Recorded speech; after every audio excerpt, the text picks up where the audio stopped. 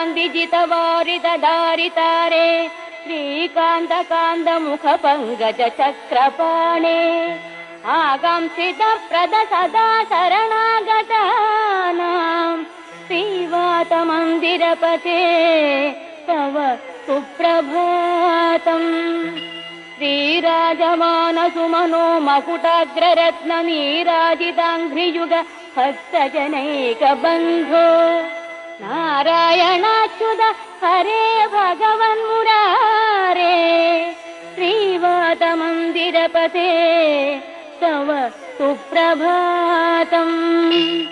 भूलोकवासि जनपुण्यफलेन नृणामालोकनाय